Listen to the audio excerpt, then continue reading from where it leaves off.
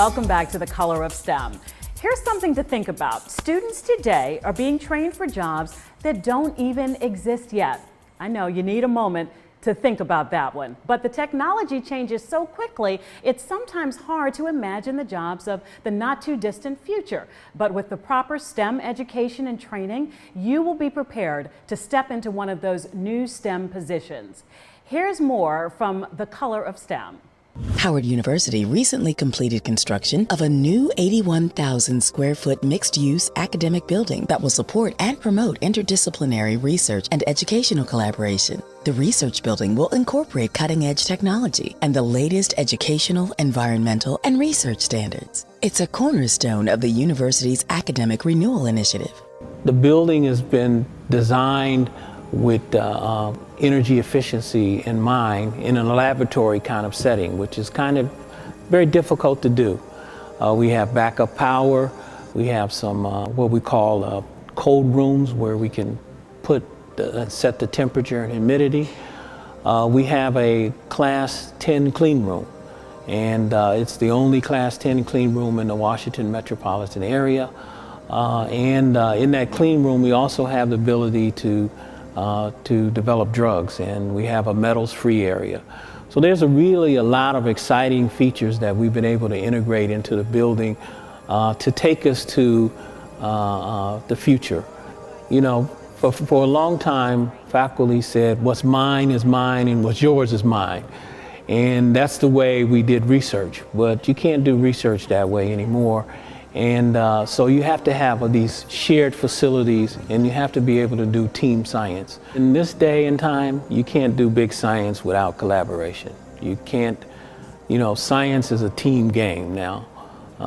And it requires many times a lot of sophisticated instruments, and it requires people who come to solve the problem with a different perspective. And there are a lot of really challenging problems out there. If you think about it, how long we've been working on trying to understand and cure cancer, how we've been trying to, you know, do all kinds of things in the medical field, as well as, you know, new engineering kinds of things as well. Not only do we have some really fantastic research going on here, but we also have something that some of the majority schools don't do, and that is we have a more of a nurturing environment.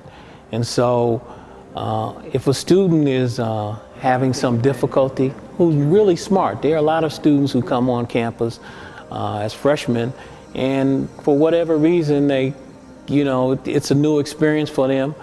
And here, we'll hold your hand a little bit and give you a better chance to get started. And so I think that's really important, and I think the students really appreciate that. And as a result, many of them go on and do great things. And I just wish some people knew, or maybe I'm hoping that they don't find out the quality of all the students that we have here at Howard, because they would certainly be going after them with all guns blazing. Awarded a National Science Foundation Science and Technology Center, which allows collaboration with Howard, Harvard, MIT, Boston Science Museum, and a college network that feeds into the PhD research arena. So it's a great opportunity for us to collaborate. Everybody on the team sort of brings a different piece of the pie, and it's really fantastic when you see it come together. We're just excited that our students are getting the opportunity to participate, and it's really opened a lot of new avenues for Howard, and also for collaboration between Howard and MIT and Harvard. And it's just turned out to be a great experience for, I think, all parties involved. Howard University has been involved in the USA Science and Engineering Festival since 2010.